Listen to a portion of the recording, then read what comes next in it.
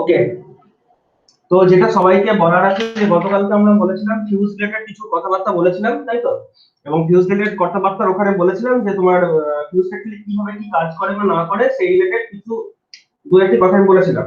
এবং বলেছিলাম যে সেই রিলেটেড অনেক কিছু টার্মস আছে, টার্মস গুলো তোমাদেরকে জানতে হবে ফার্স্ট অফ অল। তো সে কি কি টার্মস? টার্মসটা হচ্ছে যে অ্যাকচুয়ালি আমার যখন ফিউজিং ব্যাপারটা, হ্যাঁ সেটা বলো। বাঁচাচ্ছে, দেখতে পাচ্ছি না। এই কেলো করেছে, ওটা দেখতে পাচ্ছ, বাবু দেখতে পাচ্ছ না? খালি ওই ওটা কি লাইনটাই দেখতে পাচ্ছি, উপরের লেখাটা দেখতে পাচ্ছি না। উপরটা একটু নিতে ইয়ে হবে, চকচক হবে যেটা। এক সেকেন্ড বলে দিচ্ছি। আর কতটা উপরে, উপরটা পুরো কাটা। আচ্ছা, এটা কি সবার হচ্ছে না ওরা একার হচ্ছে এই সমস্যাটা? স্ক্রিনটা একটু এখন লাইটটা স্ক্রিনটা একটু, রিফ্লেক্ট করছে। লাইটটা যেটা রিফ্লেক্ট করছে আমি একটা ব্লক করেছি, ওখানে লিখবো না, আমি ছেড়ে দাও। লাইটটা বাকি ওইখানটা রাস্তা ঠিক আছে। আমি ঠিক আছে, আমি এতটা লিখবোই না, ঠিক আছে, এতটা আমি লিখবো না। এবার ওকে? হ্যাঁ, নিচটা থেকে ঠিক আছে, হ্যাঁ। দেখা যাচ্ছে। এবার ঠিক আছে তো? আচ্ছা ঠিক আছে। এবার দোলে কেন? হ্যাঁ, ঠিক আছে। তো যেটা বলেছিলাম যে ফিউজ রিলেটেড বেস কিছু টার্মস, যে টার্মস গুলো তোমাদেরকে বেসিক্যালি জানতে হবে। তো সেইখানে কি কি রকম টার্মস আছে বা না আছে সেগুলো কিন্তু দেখা যায়।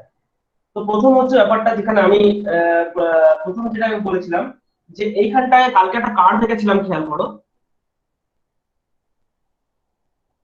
মনে করো আমি আমার এসি সিস্টেমের ফিউজটা ইউজ করছি, ঠিক আছে? এসি মানে কি? এসি মানে ধরো নর্মাল সাইনোসয়েডাল ওয়েভফর্মটা এরকম চলবে। অর্থাৎ এটা আমার যদি কারেন্ট ওয়েভফর্ম হয়, তাহলে কারেন্ট ওয়েভফর্মটার নেচার এরকম হওয়ার কথা। কিন্তু মনে করো ফিউজ মানে এটা কি, এটা ধরো একটা সার্টেন একটা লিমিটের মধ্যে আছে, ধরো 2 অ্যাম্পিয়ার। এবার ধরো সাপোজ আমার শর্ট সার্কিট হয়ে গেছে। শর্ট সার্কিট যখন হয়ে গেছে তখন দেখো এটা কিন্তু আর 2 অ্যাম্পিয়ার থাকবে না, তাই তো? সিম্পলি যদি এটা 2 অ্যাম্পিয়ার না থাকে, তাহলে এই নেচারটা হবে এরকম। অর্থাৎ এ চাইবে হিউজ রেটে বেড়ে যেতে,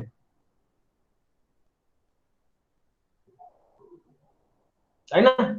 এ ধরো 2 অ্যাম্পিয়ার চাইবে না, ও তখন চাইবে হিউজ রেটে বেড়ে যেতে। এবং ফ্রিকোয়েন্সিটা যদিও সেম থাকবে, কিন্তু কারেন্টটা চাইবে ধরো একটা রেটে বেড়ে যেতে চাইবে।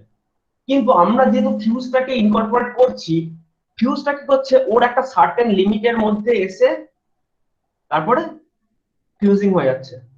অর্থাৎ যে কারেন্টটার নেচার ছিল এইরকম ভাবে বেড়ে তারপর আস্তে আস্তে এবং তারপর উল্টো দিকে যাবে, সেখানে কারেন্টটা হয়ে গেল কি, একটা সার্টেন রেঞ্জে এসে আমার আবার তোমার ব্লোর হয়ে গেল। এই সময়ের মধ্যে কি কি ঘটনা ঘটেছে একটু জানতে হবে। কি কি ঘটনা ঘটেছে? না দেখো, মনে করো তোমার এইটা ছিল ফিউজ। হুম, এটা মনে করো ফিউজটা ছিল।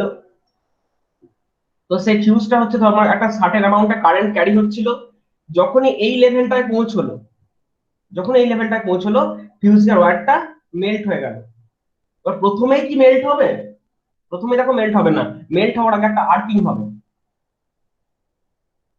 আর্কিং মানে যে ফ্ল্যাশিংটা তোমরা দেখতে পাও, ধরো কোনো একটা শর্ট সার্কিট হওয়ার আগে বা কোনো কিছু জল লাগে, দেখবে একটা হালকা ভায়োলেট হোয়াইট কালারের একটা তোমার একটা স্পার্ক দেখতে পাওয়া যায়, যেটাকে আমার বলা হয় আর্কিং। তো এইরকম একটা আর্কিং হবে।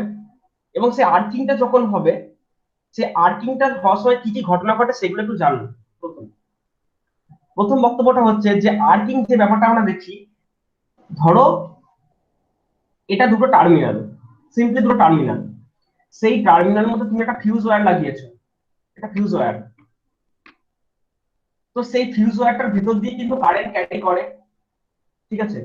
যখন ফিউজ ওয়্যারটা মেল্ট হয়ে যায়, মেল্ট হওয়ার আগে একটা এরকম আর্কিং তৈরি হয়।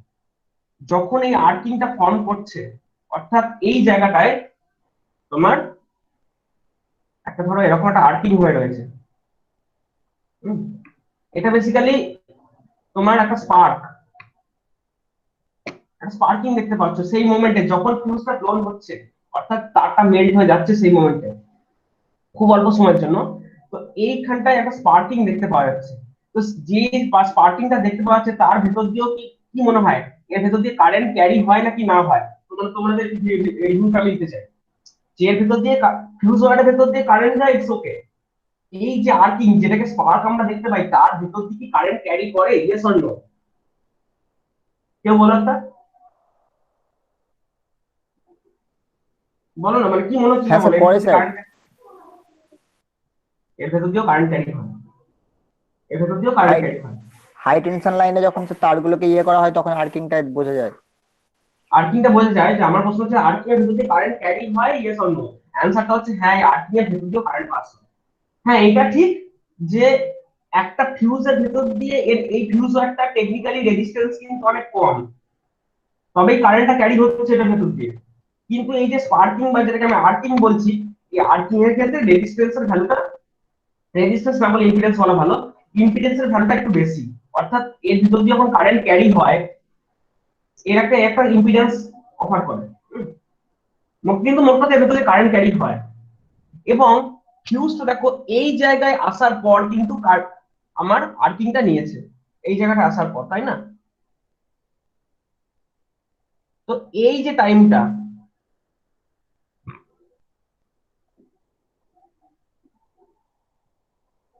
এই যে টাইমটা, এই টাইমটাকে আমি বলবো আর্কিং টাইম। অর্থাৎ এতক্ষণ ধরে আর্কটা ছিল, আর্কটা যতক্ষণ থাকবে ততক্ষণ কারেন্টটা ক্যারি করবে। এবং কি হবে, আর্কের ভ্যালুটাও আস্তে আস্তে কি হয়, ফিউজ যদি ব্লোন আউট হচ্ছে, তুমি চোখের সামনে যদি দেখছো যে একটা একটা ছোট্ট একটা ফ্ল্যাশিং হয়ে তারটা খুলে গেল, এটা তোমার কাছে তো সময়টা অনেক বড় না, মানে অ্যাকচুয়ালি সময়টা ছোট, কিন্তু সময়টাকে তুমি যদি খুব ছোট করে দেখো, মিলি সেকেন্ড অর্ডারে দেখো, দেখবে যে যা পরিমাণ কারেন্ট ক্যারি হচ্ছিল, আস্তে আস্তে এইখান দিয়ে কারেন্ট যাওয়ার প্রবণতা আস্তে আস্তে কমছে। কারণ কি, এই আর্কটা কিন্তু বেশিক্ষণ স্টে করবে না, যতক্ষণ ফিউজ একটা মেল্ট হবে, বলবে, ততক্ষণ আর্কটা থাকবে, তারপর আর্কটা থাকবে না। তাহলে ওই যে আর্কটা যতক্ষণ থাকবে না, মানে যতক্ষণ থাকবে আস্তে আস্তে আস্তে আস্তে কমবে, অ্যাকর্ডিংলি তুমি দেখবে কারেন্টটাও আস্তে আস্তে আস্তে কমছে। কারণ যত আর্কের অ্যামাউন্ট কমে আসবে, তত কারেন্ট ক্যারিং ক্ষমতাটা কমে যাবে। একটা টাইম যখন আর্কটা পুরোপুরি এক্সটিংগুইশ, অর্থাৎ পুরো নিভে যাবে, তখন তোমার কারেন্টটা জিরোতে আসবে। তো এই যে ফলিং ডাউন নেচারটা, এটাও কিন্তু এক্সপোনেনশিয়াল নেচার। যে টাইমটা এটার জন্য লাগে তাকে বলা হয় আর্কিং টাইম। আর আর্কিং যখন হয়নি, অর্থাৎ কারেন্টটা যখন রাইজ করছে, এইটাকে বলা হয় প্রি আর্কিং টাইম।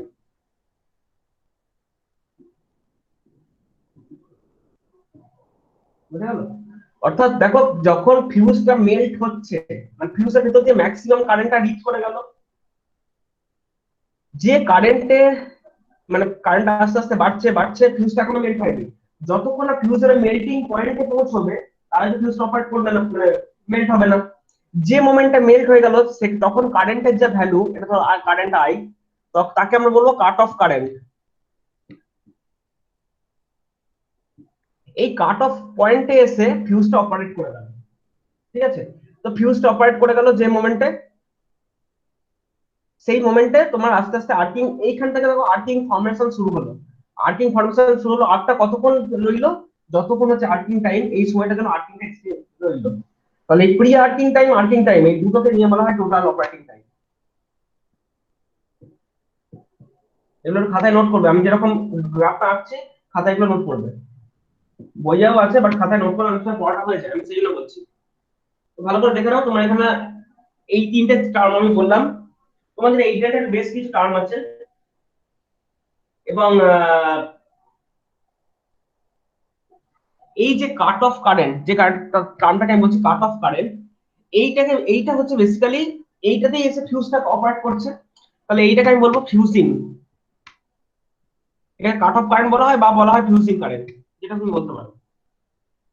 তো এই ফিউজিং কারেন্ট আমি যেটাকে বলছি, ফিউজিং কারেন্ট ছাড়াও এখানে আরেকটা টার্ম আছে, যেটাকে আমি বলছি কারেন্ট অপারেট, একটা হচ্ছে অপারেটিং কারেন্ট। সেইটা কি, এই জায়গাটা একটু ভালো করে অ্যানালাইজ করো।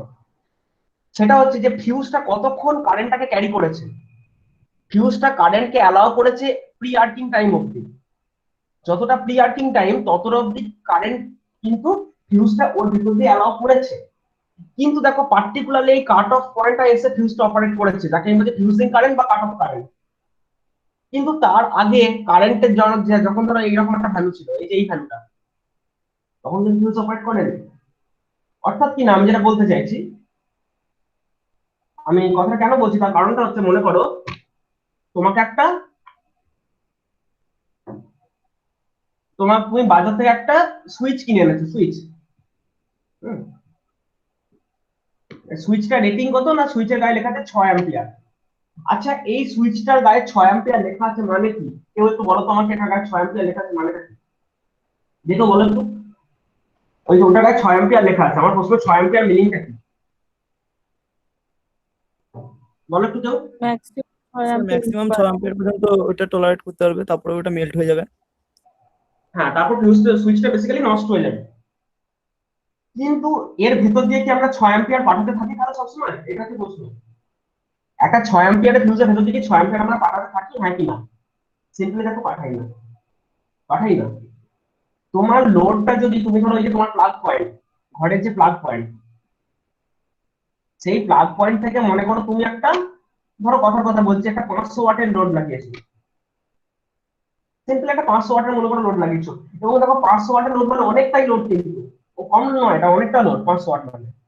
তাহলে আমি যদি প্রশ্ন করি কত অ্যাম্পিয়ার ফ্লো হচ্ছে, তাহলে সিম্পলি তোমরা যেটা 500 মোটামুটি করবে প্রায় 230 মতো করে দেবে। মানে কি হচ্ছে, ওই প্রায় 2 পয়েন্ট সামথিং অ্যাম্পিয়ার আর কি। 2 পয়েন্ট সামথিং, 500 ওয়াট লাগালেই মাত্র 2 পয়েন্ট সামথিং অ্যাম্পিয়ার ফ্লো করছে 500 ওয়াট লাগালে। 6 অ্যাম্পিয়ার তো অনেক বেশি তো। তো এটাই বোঝাতে চাইছে যে প্লাগের ভেতর দিয়ে, এর প্লাগের গায়ে বা এই প্লাগটার গায়ে ধরো 6 অ্যাম্পিয়ার লেখা আছে, বা এই প্লাগের সঙ্গে যে সুইচ কানেক্টেড সেই সুইচটার গায়ে 6 অ্যাম্পিয়ার লেখা আছে। তার মানে এই নয় যে তুমি ওর ভিতরে 6 অ্যাম্পিয়ার পাঠাতে পারো, মানেটা হচ্ছে ও ম্যাক্সিমাম 6 অ্যাম্পিয়ার অবধিও নিতে পারে। এবং তুমি যদি 6 অ্যাম্পিয়ার পাঠাতেই থাকো না, বেশিক্ষণ চলবে না ওখানে। বড় জোর 1 ঘন্টা চলবে, বড় জোর 8 ঘন্টা চলবে। 6 অ্যাম্পিয়ার পাঠাতে গেলেও দেখবে যে 8 ঘন্টা পরটা নষ্ট হয়ে যাবে। বক্তব্যটা হলো যে আমি যেটাকে 6 অ্যাম্পিয়ার বলছি ওটা কিন্তু ওর ম্যাক্সিমাম রেঞ্জ, মানে ওই রেঞ্জে গিয়ে ওটা তারপর নষ্ট হবেই হবে। তো বলছে আমাকে এত এত পাঠিও না, এই প্লাগ থেকে ম্যাক্সিমাম তুমি 500 ওয়াট চালাতে পারো, তুমি 1000 ওয়াট চালাতে পারো। আমি যদি এই প্লাগ থেকে 1000 ওয়াটও চালাই, তাহলে দেখো প্রায় 4 অ্যাম্পিয়ারের কাছাকাছি আমার ড্র করছে। ইটস ওকে, রেঞ্জের মধ্যে। তাহলে আমার এইগুলো হচ্ছে আমার রেটেড কারেন্ট, এই যে 4 অ্যাম্পিয়ার বা 2.5 অ্যাম্পিয়ার যখন আমার এই প্লাগ থেকে ফ্লো হচ্ছে, এই প্লাগ পয়েন্টটা থেকে ফ্লো হচ্ছে, দ্যাটস ওয়াই রেটেড কারেন্ট। যে ওই রেটেড কারেন্টটা তোমার 1 ঘন্টা 2 ঘন্টা 5 ঘন্টা চলুক না, কোনো প্রবলেম নেই। 6 অ্যাম্পিয়ার উপরে কিন্তু প্রবলেম আছে।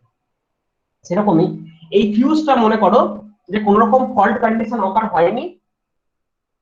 মনে করো তোমার এটা এইভাবে চলছে, সরি,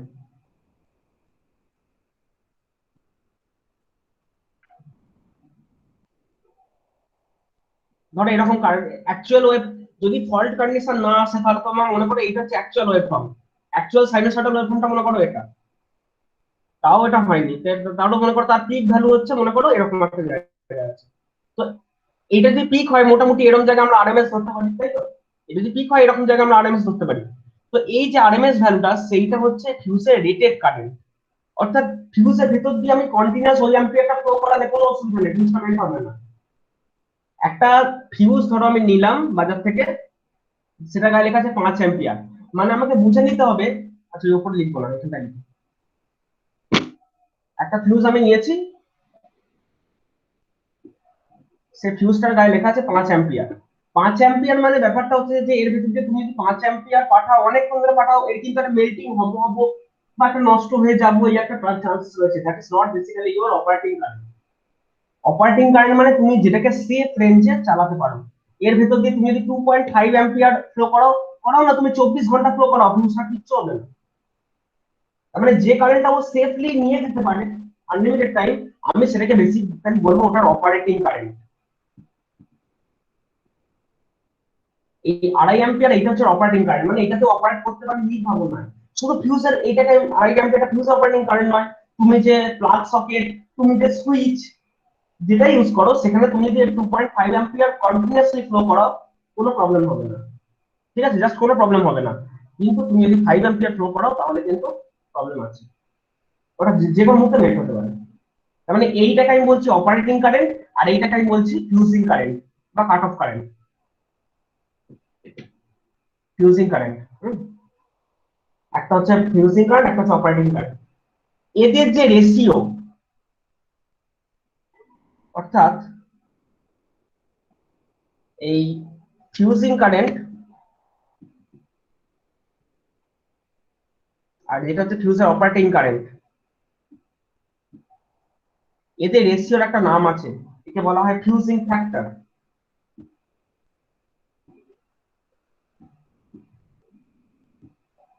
এবং মোর ওভার এই যে ফিউজিং ফ্যাক্টর ব্যাপারটা কি, অর্থাৎ ফিউজিং কারেন্ট মানে যে কারেন্টে এসে ফিউজটা ব্লোন আউট হবে, মানে ম্যাক্সিমাম যেটা ও টলারেট করতে পারবে, that is your fusing current. আর তার যে অপারেটিং কারেন্ট মানে রেটেড যে কারেন্টটা, রেটেড যেটা ওর ভেতরে তুমি কন্টিনিউয়াসলি ফ্লো করার কোনো সমস্যা নেই, that is your operating current. এতে রেশিওটাকে বলছি আমরা ফিউজিং ফ্যাক্টর। এবং দেখো ওই সিস্টেমেও আমার ফিউজিং কারেন্ট প্রায় 5 অ্যাম্পিয়ার আর অপারেটিং কারেন্ট আমি 2.5 অ্যাম্পিয়ার নিয়েছি। কারণটা হচ্ছে most of the cases fusing ফ্যাক্টরটা 2 এর মধ্যেই থাকে, এটা অবশ্যই 1 এর বেশি হতে হবে। কেন বুঝতেই পারছো তুমি, কারণ অপারেটিং কারেন্টটা must be less than fusing current, এটা হতেই হবে। যদি এটা হতেই হয় তাহলে fusing factor must be greater than 1, 1 এর বেশি হতেই হবে। টেকনিক্যালি আমরা যত কার্টিজ ফিউজ বা যা টাইপ ফিউজ ইউজ করি সেগুলোর ফিউজিং ফ্যাক্টর থাকে 2 এর কাছাকাছি, 2 এর কাছাকাছি থাকে তার ফিউজিং ফ্যাক্টর। অর্থাৎ ফিউজটা যদি 6 অ্যাম্পিয়ারের ফিউজ হয়, কথা বলছি, তাহলে বলছি যে ওর ভিতরে তুমি continuously 3 ampere Pathao, it's okay. এইটা হচ্ছে ফিউজিং ফ্যাক্টরের কনসেপ্ট। এবং শুধুমাত্র এটা ফিউজের জন্য অ্যাপ্লিকেবল না, এটা তোমার যে কোনো তুমি যদি কোনো একটা সার্কিট ব্রেকার নাও বা ওই ধরনের, সেক্ষেত্রেও এই ফ্যাক্টরটা এটাকে মানে ফিউজিং ফ্যাক্টর বলে না, মানে এই জিনিসটাকে এই টু ভ্যালুটাকে নিয়ে কাজ করা হয়। অর্থাৎ আমি একটা জিনিসকে যত ম্যাক্সিমাম ইউজ করাবো চেষ্টা করব তার অর্ধেক রেঞ্জ অপারেট করা। ধরো আমি 16 অ্যাম্পিয়ার একটা এমসিবি নিয়েছি, সার্কিট ব্রেকার। আমি একটা এমসিবি নিয়েছি 16 অ্যাম্পিয়ারে, আমি চেষ্টা করব ওর ভেতর দিয়ে কন্টিনিউয়াস 8 অ্যাম্পিয়ার ফ্লো করবো, কোনো অসুবিধা নেই। হ্যাঁ 8টা 9 হতে পারে, 10 হতে পারে, চেষ্টা করবো যাতে 8 মানে এর ভেতর দিয়ে 8 অ্যাম্পিয়ার ঠিকঠাক অব্দি রেঞ্জ সবসময় যায়, তাহলে বেশি দিন টিকবে এটা। আর কিছু না। তো ফিউজিং ফ্যাক্টর ব্যাপারটা হচ্ছে এটা, যে এইটুকু মাথায় রাখো যে fusing current by operating current যেটা value must be greater than 1, আর নরমালি এটার ভ্যালু আমরা 2 এর মধ্যে নিয়ে থাকি। যে আমরা প্র্যাকটিক্যাল ওয়ার্ল্ডে যে ফিউজগুলো ইউজ করি তার ভ্যালুটা 2 এর মধ্যে মোটামুটি থাকে, ঠিক আছে। তোমরা এখানে অনেকগুলো এবং এই ফিউজিং কারেন্ট যেটা হবে, এই ফিউজিং কারেন্ট ব্যাপারটাকে একটা ফর্মুলা আছে, যদিও তোমাদের এটা খুব একটা ইম্পর্টেন্ট নয়, বাট জেনে রাখতে হবে। সেটা কি, সেটা হচ্ছে যেটাকে আমি বলছি ফিউজিং কারেন্ট, অর্থাৎ যে অ্যাম্পিয়ার এলে ফিউজটা ব্লোন আউট হবে, that fusing current is basically I, basically K into D to the power 3/2, এরকম একটা জাতের ইকুয়েশন। ডি হচ্ছে যেখানে ডায়ামিটার অফ মানে যে ফিউজের তারটা, সেই তারের যদি ক্রস সেকশন তুমি দেখো, সেই ক্রস সেকশনের যে diameter, that is your D.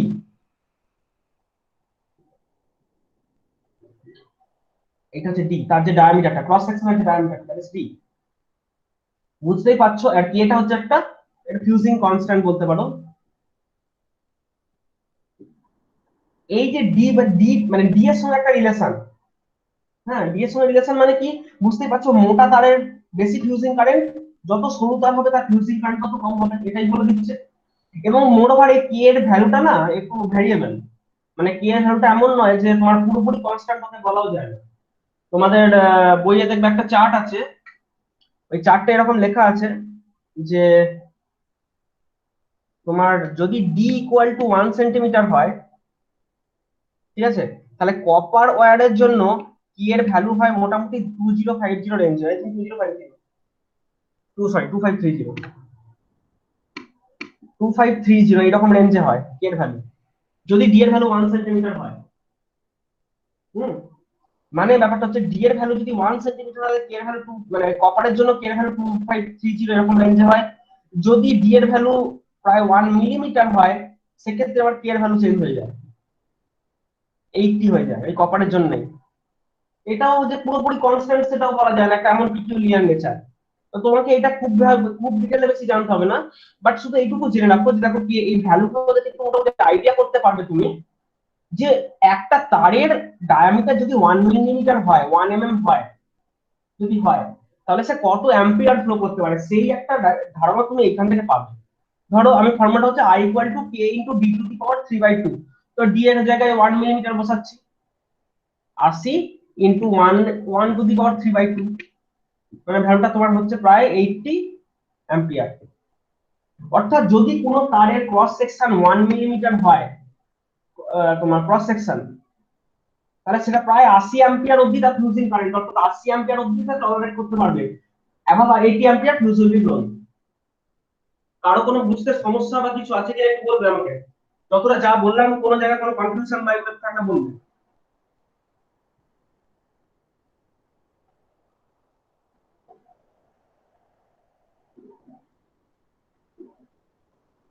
নেই তো? আমি এই জায়গাটা একটু মুছছি, আরো কিছু জিনিস নিয়ে ফিরে আসছি। তার আগে এবার আমি থিওরি একটা জিনিস জিজ্ঞাসা করি, এটা তোমাদের মধ্যে থেকে একজন একজন করে একটু বলার চেষ্টা করো, যেটুকু যেটুকু যা পারবে একটু বলার চেষ্টা করো। সেটা কি না, খুবই সোজা।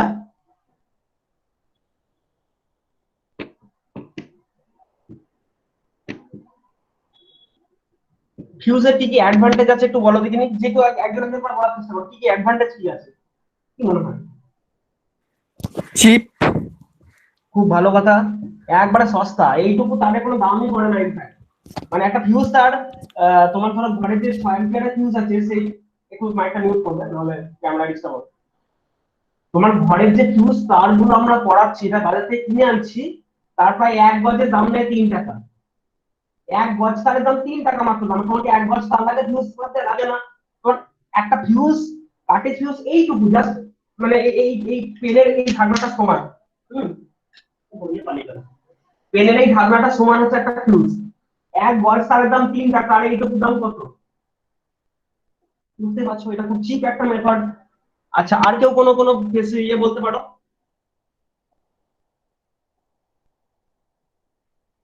ধরো একটা চিপ তো বুঝলে, আর একটা হচ্ছে ধরো ফিউজটা ধরো ব্লোন আউট হয়ে গেল, পুড়ে গেল, তো তুমি কি করবে? ওটার জন্য কি তোমাকে এই ফিউজের পুরো এটা চেঞ্জ করতে হবে? আমি একটা ফিউজ খুলে আনছি। হ্যাঁ, আমি একটা ফিউজ খুলে নিয়ে চলে এসেছি আমার কাছে। তো দেখতে ইজি পাচ্ছ টু এই ফিউজ, রিপ্লেস। এক্স্যাক্টলি এটাই বলতে চাইলাম আমি। রিপ্লেস করা খুব সোজা। মানে ব্যাপারটা হচ্ছে, দেখো এই ফিউজটা কিভাবে লাগানো হয়েছে, এই ফিউজের জাস্ট দুটো টার্মিনাল আছে। তোমরা ক্যামেরার সামনে একটু দেখবে। আচ্ছা, এটা কি ব্লার হয়ে গেছে? ক্যামেরাটা আউট অফ ফোকাস হয়েছে? ক্যামেরা কি আউট অফ ফোকাস হয়েছে, এটা কি বলবো আমাকে? আমি আমার ক্যামেরা দেখি।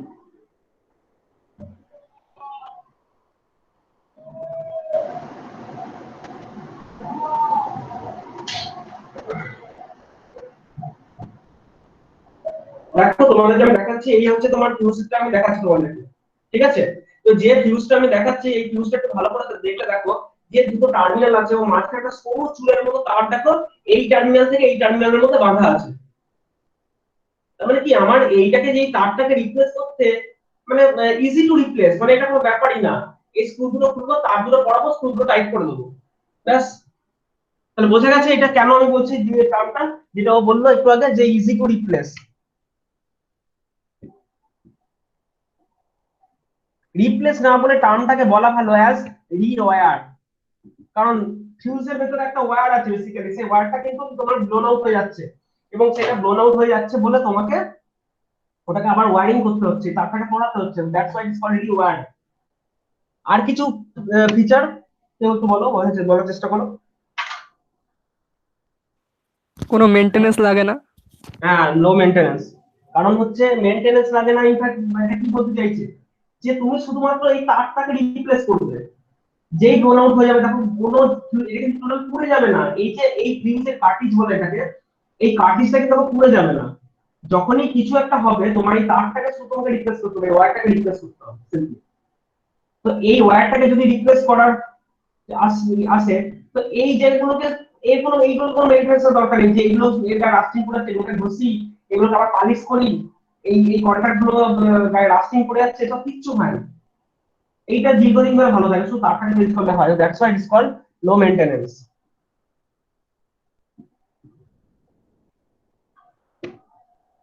Chip, easy to replace, low maintenance. আর কিছু যদি কারো মনে পড়ে একটু বলবো, বলো। মানে যা মনে হচ্ছে, মানে স্যার ফার্স্ট অপারেশন। বলো। First operation. এইটাই আমি ওই জন্য কার্ডটা বারবার রেখেছিলাম, যে আমার এইটা হচ্ছে একটা এসি ওয়েভফর্ম, যে ওয়েভফর্মটা আমি অলরেডি এঁকেছিলাম।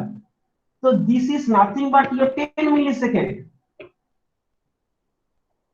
একটা এসি ওয়েভফর্ম মানে কি, ধরো 50 হার্ট যদি তার ইয়ে হয়, তাহলে তোমার টোটাল টাইম পিরিয়ডটা 20 milli second, half of that is basically 10 milli second.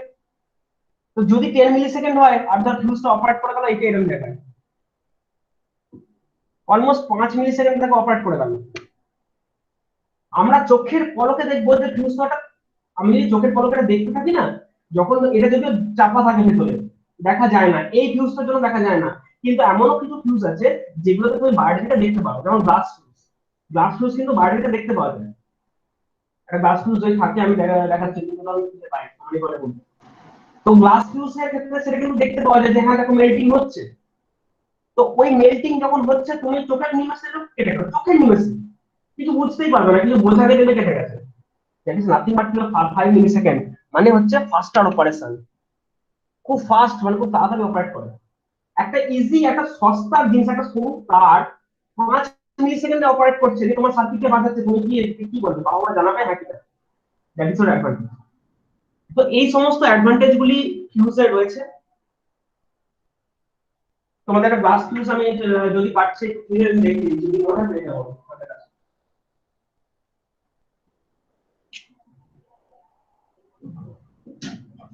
একটা গ্লাস।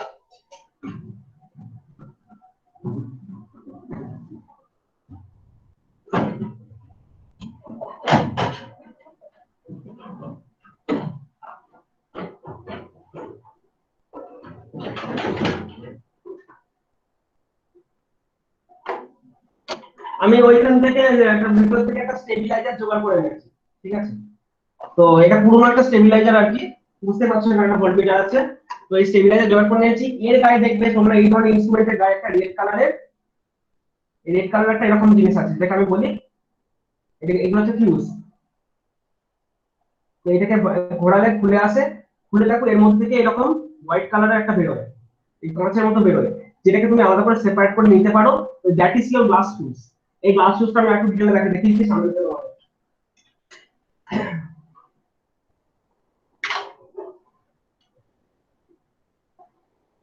দেখে নাও, এইটা হচ্ছে বেসিক্যালি গ্লাস ফিউজ। এই গ্লাস ফিউজের গায়ে দেখো, দেখতে পাচ্ছ কত লেখা আছে এখানটায়। দেখো লেখা আছে 10 অ্যাম্পিয়ার লেখা আছে, দেখতে পাচ্ছ লেখা আছে 10 অ্যাম্পিয়ার। তো 10 অ্যাম্পিয়ার মানে হচ্ছে দেখো 10 অ্যাম্পিয়ার লেখা আছে। তো 10 অ্যাম্পিয়ার মানে হচ্ছে এটা 10 অ্যাম্পিয়ার অপারেট করবে। দেখো এর ভিতরে একটা সরু তার রয়েছে, এবং 10 অ্যাম্পিয়ার উপরে একটা সরু তার চলে গেছে। এটা গ্লাস ফিউজ এই জন্য, এই কারণে এটা বাইরে থেকে দেখতে পাওয়া যায়, এটা ইজিলি রিপ্লেসেবল। অর্থাৎ তোমাকে এই ধরনের ফিউজের ক্ষেত্রে ফিউজটা বাঁধতে হয় না। এটা যদি পুড়ে যায়, আবার এরকম একটা বাজার থেকে কিনে নেবে, 5 টাকা দাম কি 4 টাকা দাম নেবে, আবার ওইরকম যেরকম ভাবে খুলে দেখালাম ওইভাবে খুলে ওর মধ্যে পরিয়ে দেবে, তাহলেই হয়ে গেল। This is called glass fuse. 2 ampere থেকে শুরু করে আপ টু 14 বা 15 অ্যাম্পিয়ার অবধি এই জিনিস হয়ে থাকে, না সরি 20 অ্যাম্পিয়ার অবধি হয়ে থাকে এই গ্লাস ফিউজ, ঠিক আছে। তো সাদা মতোটা কি মানে তার? কোনটা সাদা মতো? ওটা স্টিকার। এটা সাদা মতো ওটা স্টিকার, তার ভেতর দিকে একটা সরু একটা চুলের মতো একটা তার চলে গেছে, ওইটা তার দেখাচ্ছি। এই দেখো 10 অ্যাম্পিয়ার লেখার উপর যেটা সরু, ওইটা হচ্ছে ফিউজের ওয়্যারটা। অর্থাৎ ওই ওয়্যারটা 10 অ্যাম্পিয়ারের উপর হচ্ছে, 10 অ্যাম্পিয়ার হচ্ছে ফিউজিং কারেন্ট লিমিটার, ঠিক আছে। 10 অ্যাম্পিয়ার ওটা অপারেট করবে। এটা কি করে বোঝা যায় যে অপারেট করেছে? তো তুমি চোখের সামনে দেখতে পাচ্ছ যে তারটা রয়েছে, এখন তারটা রয়েছে, মানে এই ফিউজটা এখন ভালো আছে। ফিউজটা যেই পুড়ে যাবে তখন এটাকে বার করে দেবে, এটা একটা ধোঁয়া, এই কাঁচটার একটা ধোঁয়াটের দাগ হয়ে গেছে। অর্থাৎ কি হয়েছে, যখন মানে ব্যাপারটা হচ্ছে যে এই গ্লাস ফিউজ হচ্ছে দেখতে এরকম, এইটা একটা metallic contact, this is one another metallic contact, and somewhere in between this there is a wire. তো এইটা হচ্ছে দেখো ট্রান্সপারেন্ট গ্লাস, দেখতে পাচ্ছ তো ট্রান্সপারেন্ট গ্লাস। ট্রান্সপারেন্ট গ্লাস যখনই তোমার এখানে একটা আর্কিং হয়ে মানে আর্কিং হবে, আর্কিং এর সময় একটা অক্সাইড তৈরি হবে। যে ধাতু তৈরি, সেই ধাতুর একটা অক্সাইড তৈরি হবে, সেই অক্সাইডটা ধোঁয়ার আকারে এই কাঁচের গায়ে লেগে যাবে। তখন দেখবে যে এই এই ধোঁয়া, এই দাগটা এরকম হালকা দেখবে, এরকম মানে এই কাঁচটা যে ট্রান্সপারেন্ট গ্লাস দেখছো, ট্রান্সপারেন্সি আর থাকবে না, তখন দেখবে সাদা ধোঁয়াটে দাগ হয়ে গেছে। এইভাবে বোঝা যায় যে ফিউজটা আমার খারাপ হয়ে গেছে।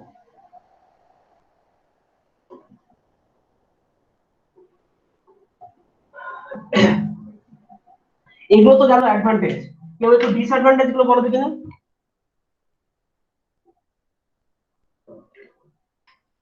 মানে আমি যেটা বলতে চাইছি ডিসঅ্যাডভান্টেজ ওর কি কি।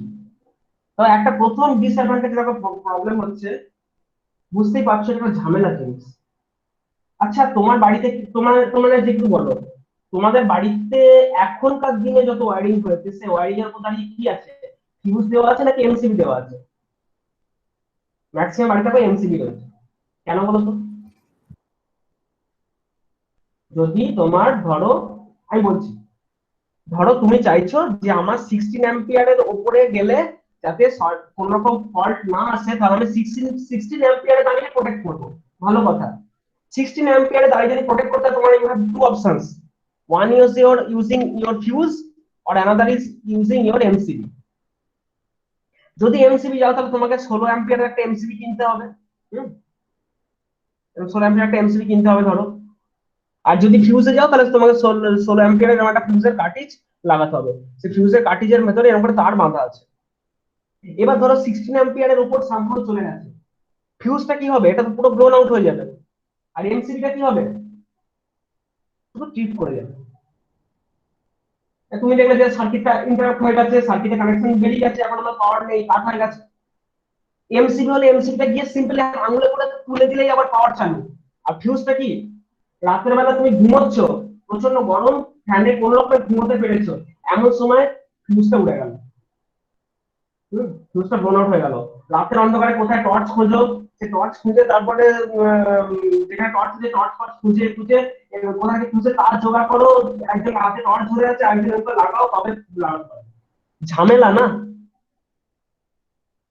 হতে পারে ইজি টু, মানে লো মেইনটেনেন্স হতে পারে, ফাস্টার অপারেশন হতে পারে, সব ভালো কথা, কিন্তু রিওয়ার করাটা চিপ, সস্তা। বলে দিলাম সস্তা, সস্তা সস্তা দেখলে হয় না, সস্তা পয়সা দেখলে হবে না। ওটা সস্তা ঠিক আছে, কিন্তু এই রাতের বেলায় ঝামেলাটা কে নেবে? এমসিবিসি ওর বেটার না?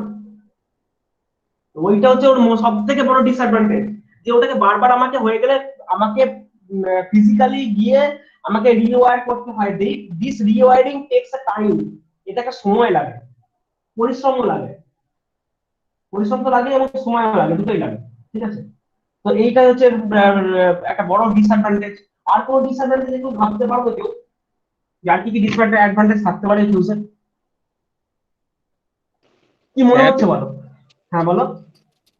স্যার ওই যতক্ষণ না ফলটা ঠিক হবে ততক্ষণ তো এমসিবি ট্রিপ হয়ে থাকবে। তাহলে আবার হুম। যদি আপনার ফলটা ভাবেন ফলটা ঠিক নয়, তো তখন স্যার টিভিটা যদি আবার ঠিক করে লাগান আবার উঠে যাবে।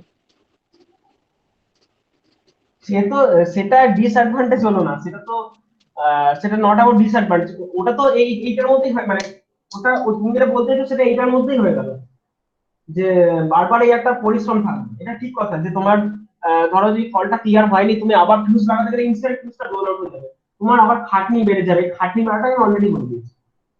হুম, এটা ঠিক কথা। এটা ওটা একই পয়েন্ট, আর কিছু একটু একটু অন্যরকম কিছু।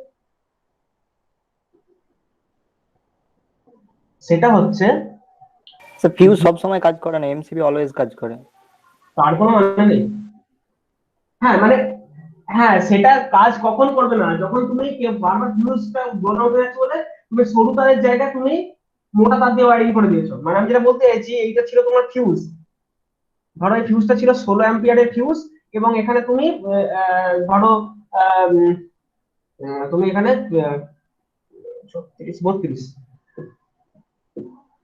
32 গেজের একটা ওয়্যার ইউজ করেছো, যে ওয়্যারটা 16 অ্যাম্পিয়ারে অপারেট করে। ঠিক আছে? তুমি 32 গজের একটা তার ইউজ করছো যেটা 16 অ্যাম্পিয়ারে অপারেট করে। দিয়ে হচ্ছে এবার সমস্যাটা হলো কি, তুমি একটু বারবার, আমার ফিউজটা বারবার পুড়ে যাচ্ছে, আমি এত জোর লাগাতে ফিউজটা পুড়ে যাচ্ছে, ওর দিয়ে একটু মোটা করে তার লাগিয়ে দিই, অর্থাৎ এই 16 গজের আরো একটা ওয়্যার নিয়ে এসে তুমি প্যারালালি এর লাগিয়ে দিলে।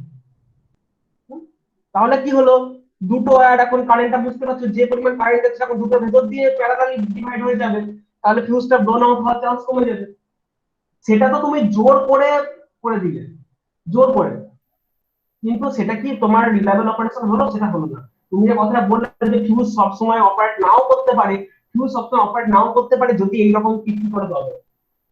যদি এটা না করে তুমি একটা যেরকম রেটিং দেওয়ার কথা তুমি দিয়ে রাখো, ফিউজ অপারেট করবেই করবে।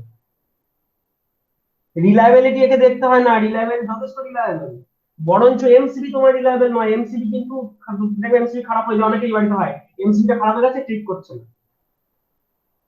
রিলায়েবিলিটির দিক থেকে কিন্তু ফিউজকে তুমি 1 নম্বর রিলায়েবল বলতে পারো। ফিউজ অপারেট করবেই করবে, কারণ সরু তার, বুঝতেই পারছেন একটা উইক পয়েন্ট। আর কারেন্ট গেলে এখানে একটা হিট I²RT হিট তৈরি হবে, যেটা ওকে মেল্ট করাবেই করাবে। এ বিষয়ে কোনো নিশ্চয়তা নেই। 100 কেস থাকলে 100% সাকসেস নেই, ফেল করবে না। তুমি যদি যেরকম অ্যাম্পিয়ার অ্যাকর্ডিংলি সেরকম ওয়্যার ইউজ করে থাকো তবে। কিন্তু এমসিবি সেখানে কিন্তু প্রবলেম করতে হবে, সেটা কিন্তু ডিসঅ্যাডভান্টেজ হলো না, ওটা মনে হয় অ্যাডভান্টেজ। রিলায়েবিলিটি আছে, কিন্তু ভীষণ রিলায়েবিলিটি। সমস্যাটা হচ্ছে, সমস্যা মানে তোমার বাড়িতে 16 অ্যাম্পিয়ার, 5 অ্যাম্পিয়ার, 10 অ্যাম্পিয়ার, তুমি যত খুশি ফিউজ লাগাও, কোনো প্রবলেম নেই। এবার সাবস্টেশনে গেছো, ওখানে কত অ্যাম্পিয়ার ফ্লো করছে?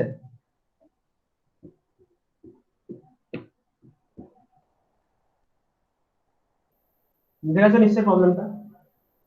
2000 অ্যাম্পিয়ারের তুমি ফিউজ লাগাবে? কখনোই কেউ লাগাবে না। 2 অ্যাম্পিয়ার ক্ষেত্রে সার্কিট ব্রেকারই থাকবে, যে কোনো রকম সার্কিট ব্রেকারই থাকবে। অর্থাৎ আমি যেটা বলতে চাইছি, হায়ার রেটিং আমরা যখন মুভ করবো, হায়ার রেটিং ফিউজটি আর চলবে না। কত যদি জিজ্ঞেস করো, অ্যান্সারটা হচ্ছে 200। Up to 200 ampere, up to we can use fuse. 200 অ্যাম্পিয়ারের গ্রেটারে গেলেই তোমাকে ইউজ করতে হবে সার্কিট ব্রেকার। 200 অ্যাম্পিয়ার অবধি তুমি ফিউজ নিতে পারো, আর 200 অ্যাম্পিয়ারের উপরে তোমাকে সার্কিট ব্রেকার নিতেই হবে। এটা একটু মাথায় রাখবে যে আপ টু 200 অ্যাম্পিয়ার অবধি আমরা সার্কিট ফিউজটা ইউজ করতে পারি। এবং এইখানে থার্ড যে সব থেকে বড় যে ডিসঅ্যাডভান্টেজ একটা এসে দাঁড়িয়েছিল ফিউজের, আগে মানুষ ফিউজই কিনতো। ধরো আজ থেকে 1800 শতক, মানে আমি 1800 খ্রিস্টাব্দে যখন ফরেনে পাওয়ার সিস্টেমের কনসেপ্ট তৈরি হচ্ছে, যে হ্যাঁ একটা গ্রিড তৈরি করতে হবে, ছোট ছোট অনেকগুলো জেনারেটিং স্টেশন আছে, এই প্রত্যেকটা জেনারেটর একটা জায়গায় গিয়ে মিশবে, সেখান থেকে একটা শহরের লোড গুলো ডিস্ট্রিবিউট হবে, সেরকম একটা কনসেপ্ট চালু হয়েছে। at that time they were using this kind of fuses। তারা কিন্তু তখন 200 অ্যাম্পিয়ার কেন, তার বড় অ্যাম্পিয়ার তখন ফিউজ ইউজ করতে, তখন সার্কিট ব্রেকার আসেনি। কিন্তু ওরা একটা সমস্যা দেখলো, যে ফিউজে একটা সমস্যা আছে। ধরো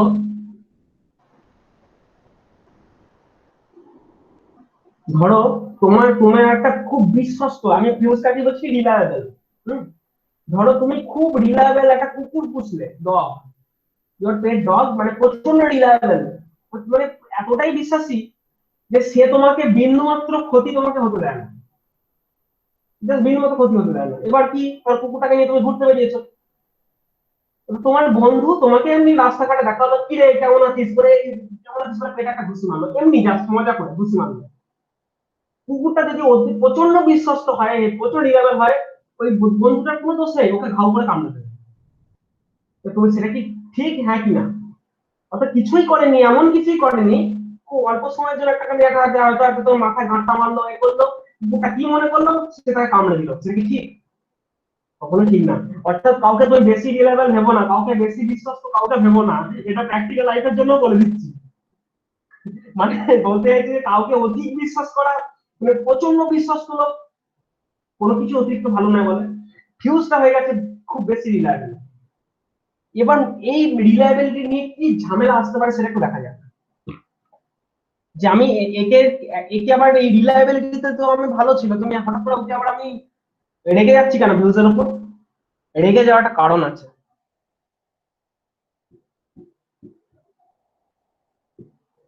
এই টার্মটা হয়তো তোমরা আগে শুনেছো কি, ইনরাস কারেন্ট। ইনরাস কারেন্টটা হচ্ছে কখন আসে সিস্টেমে, না ধরো এটা একটা transformer, step down transformer, step up driver transformer. সেই ট্রান্সফরমারে তুমি ধরো তুমি এটা তোমার নিউট্রাল কানেক্টেড, আর এখান থেকে তুমি একটা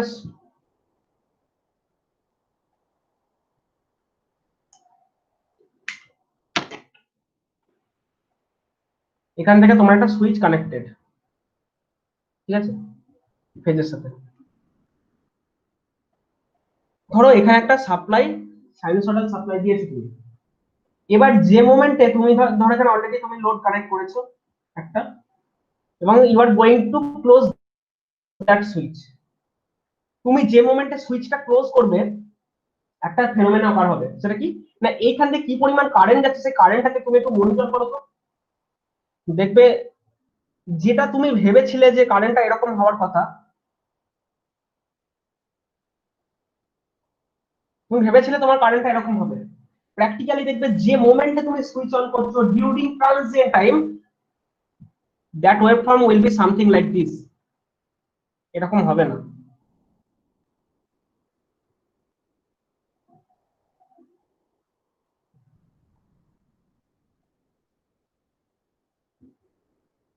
অর্থাৎ এই সময় এইটুকু সময় লাগবে ওর ট্রানজিয়েন্ট পিরিয়ড, তারপরে ওর এসে ওটা নর্মাল হবে। যখনই একটা ইন্ডাকটিভ সার্কিট বা এই ধরনের ক্যাপাসিটিভ সার্কিট, এই ধরনের সার্কিটকে যখনই তুমি যে মোমেন্টে সুইচিং করবে তখনই দেখবে এর একটা এরকম ট্রানজিয়েন্ট নেচার আছে। এবং এই ট্রানজিয়েন্ট নেচারটা ভেবে দেখো, তোমার এখানে যা পিক ছিল আর এখানে দেখো পিকটা অনেক বেশি। ছবিটা ঠিকঠাক রাখতে পারিনি, এবার বুঝতে পারছো এই ওয়েভফর্মটা অর্ধেক উপরে শিফট করে আছে।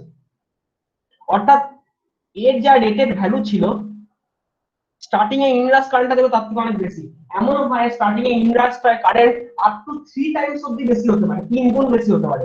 অর্থাৎ তোমার যদি এই ট্রান্সফরমার যে কারেন্টটা ড্রপ হচ্ছে তার ভ্যালু যদি প্রায় ধরো সে তোমার 5 অ্যাম্পিয়ার হয়, একদম স্টার্টিং এ খুব অল্প সময়ের জন্য, মানে ওই যে সাইনোসয়েডাল সার্কিটটা আছে তার প্রথম 10টা বা 15টা সাইকেল অবধি, মানে 10টা বা 15টা সাইকেল মানে ধরো সেটা কতক্ষণ হবে, 50টা সাইকেল 1 সেকেন্ড লাগে, তাহলে 25টা সাইকেল হাফ সেকেন্ড লাগবে, তাহলে ধরো ওই 12টা সাইকেল তারও অর্ধেক সময়, মানে ওই ধরো 250 মিলি সেকেন্ড টাইম নেবে। তো during this 250 milli second your peak current may be up to 15 ampere. ট্রান্সফরমারটা 5 অ্যাম্পিয়ার রেটেড ড্রপ হচ্ছে, কিন্তু যে মোমেন্টে তুমি সুইচ করছো এট দ্যাট টাইম কারেন্টটা কিন্তু তোমার 3 গুণ বেশি হতে পারে, ইনভার্স কারেন্ট যেটাকে বলছি। এবং সেটা খুব অল্প সময়ের জন্য স্টে করে, তারপর স্টে করে না। ওই প্রথম 10-15টা সাইকেল অবধি স্টে করতে পারে, তার বেশি করবে না। তাহলে যদি এই মোমেন্টে 15 অ্যাম্পিয়ার কারেন্ট আনে আর এইখানে আমি যদি একটা ফিউজ রাখি 5 অ্যাম্পিয়ারের ফিউজ রাখি, তো বুঝতে পারছো কি অবস্থা হবে। ট্রান্সফরমারটা সুইচ দেওয়ার সঙ্গে সঙ্গে দুম করে ফিউজটা অপারেট করে দেবে। সবাই ব্যাপারটা ক্লিয়ার বলে নাকি একটু বলবে আমাকে, কার যদি কোনো বিন্দু মতো কনফিউশন থাকে একটু বলো, আমি ঠিক জায়গায় আমার ঠিক করবো। নেই তো? বক্তব্যটা ওটাই হলো যে যেহেতু স্টার্টিং, ও আচ্ছা, বলতে চাইছি যে এটা একটা ইন্ডাকটিভ সার্কিট। এই ইন্ডাকটিভ সার্কিটকে যে মোমেন্টে আমরা সুইচ করি, যে মোমেন্টে সুইচ করি এট দ্যাট মোমেন্ট কি হয়, এই ইন্ডাক্টরটা কারেন্ট স্টোর করতে যায়। দেখো ইন্ডাক্টর কিন্তু একদম ডিউরিং স্টার্টিং ইন্ডাক্টর কিন্তু অলমোস্ট শর্ট সার্কিটের মতো বিহেভ করে, এটা তোমরা সবাই জানো। সরি, ভুল বলছি, মানে ট্রানজিয়েন্ট টাইমে এসে যখন একদম স্টার্টিং এ টাইম যে মোমেন্টে তুমি পাওয়ারটা সুইচ অন করছো, ঠিক এট দ্যাট মোমেন্ট ইন্ডাক্টরটা কারেন্ট স্টোর করবে ও হিউজ একটা কারেন্ট ডিমান্ড করবে, যার কারণে যে সাইনোসয়েডাল ওয়েভফর্মটা তুমি দেখবে এরকম নেচারের হচ্ছে।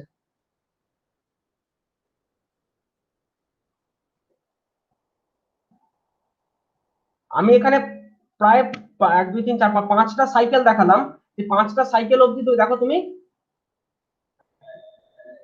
কারেন্টটা দেখো একটু আপের দিকে ছিল। পরে যেটা তোমার পিক কারেন্ট এইটা, তার জায়গায় স্টার্টিং কারেন্ট একটু বেশি ছিল।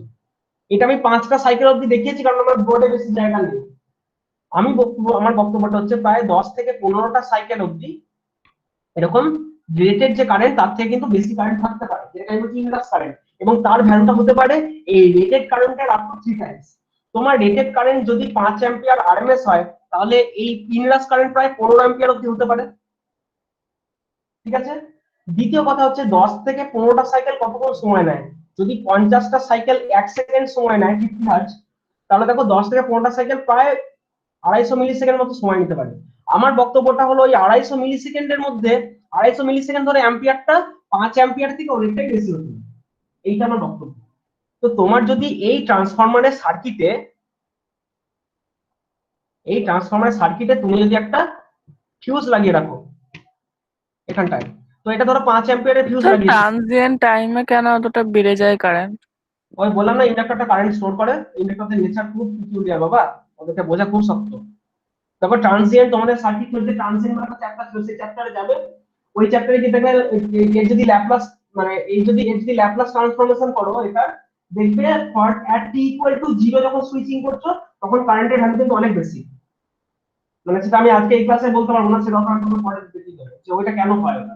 ওটা যে ওখানে ট্রানজিয়েন্ট ল্যাপ্লাস অ্যাপ্লাই করলে দেখা যায় যে at t equal to 0 যখন ক্লোজ করছো তখন কিন্তু ইন্ডাস কারেন্টের ভ্যালু প্রচন্ড বেশি হয়। তুমি সিমুলেশন করেও দেখে নিতে পারো।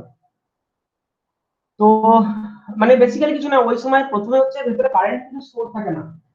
ইন্ডাক্টর হচ্ছে একটা কারেন্ট স্টোরিং এলিমেন্ট, যে মোমেন্টে তুমি সুইচ করবে সেই মোমেন্টে ও হিউজ কারেন্ট টানবে এইটাকে এনার্জি স্টোর করার জন্য। ট্রান্সফরমারের কাজ কি?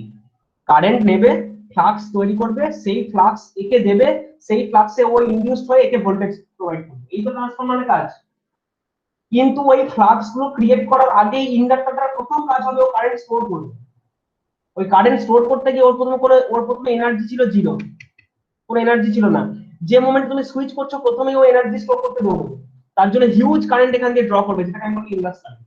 শুধু ট্রান্সফরমার কেন, ক্যাপাসিটরও তাই হবে। যদি একটা ক্যাপাসিটর ব্যাংক থাকে, ক্যাপাসিটর ব্যাংকে তুমি যে মোমেন্টে সুইচ করবে, ক্যাপাসিটরটাকে ইনিশিয়ালি তো কোনো চার্জ বা এনার্জি ওর মধ্যে স্টোর করেনি, যে মোমেন্টে তুমি ক্যাপাসিটরটা চার্জ করবে সেই মোমেন্টে ক্যাপাসিটর চাইবে নিজে আগে চার্জ হতে, ওই নিজে চার্জ হতে হিউজ কারেন্ট ড্র করে নেবে খুব অল্প সময়ের জন্য। ইনভার্স কারেন্ট আসবে সিস্টেমে। তো সেটাই বলছি যে এই ইনভার্স কারেন্টের ভ্যালুটা ধরো রেটেড কারেন্ট যদি তোমার 5 অ্যাম্পিয়ার হয়, ইনভার্স কারেন্ট প্রায় 15 অ্যাম্পিয়ার অবধি হতে পারে। এবার তুমি যদি এখানে একটা 5 অ্যাম্পিয়ার ফিউজ লাগাও, তুমি যে মোমেন্টে সুইচটা দেবে সঙ্গে সঙ্গে দেখবে ফিউজটা ব্লোন আউট হয়ে গেছে সঙ্গে সঙ্গে।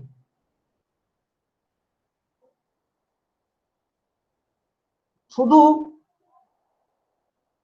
বাট ব্যাপারটা হচ্ছে যে এই 250 মিলি সেকেন্ড বা এর মধ্যে অনেক সময় তাও আমি ম্যানেজ করবো। আমাকে যদি 250 মিলি সেকেন্ড ধরে 15 অ্যাম্পিয়ার ফ্লো করায় তাহলে ফিউজ অপারেট করছে, দ্যাটস ওকে। আমি কি করলাম, যতটা চাইলাম যে ঠিক আছে ইনভার্স কারেন্ট আমি সিস্টেমে আনবো না, আমি সেই রকম ট্রান্সফরমার চুজ করলাম যার আমার ইম্পিডেন্স ইনপুট ইম্পিডেন্স অনেক একটু হাই আছে তার দেখে আমি একটা চুজ করলাম যে হ্যাঁ আমার বেশি ইনভার্স কারেন্ট আনবে না। ওরকম করে তুমি কদিন কাজ করবে? কারণটা হচ্ছে এই বেটা ফিউজ 1 মিলি সেকেন্ডের জন্য যদি তোমার ধরো 1 কি 2 মিলি সেকেন্ডের জন্য যদি কোনো সিস্টেমে এরকম হাই কারেন্ট আসে, ও এটা অপারেট করে নেবে। এবার তুমি এই সব দেখো, তুমি দেখছো যে আমার কিছু করার নেই, আমি ট্রান্সফরমার ক্যাপাসিটর যত ইকুইপমেন্ট ইউজ করি, একটা মেশিন একটা মোটর, সে মোটরকেও স্টার্টিং কারেন্ট আমি সুইচ দিলে কিন্তু স্টার্টিং এ হিউজ কারেন্ট টানে, টানবে ইন্ডাক্টর আছে।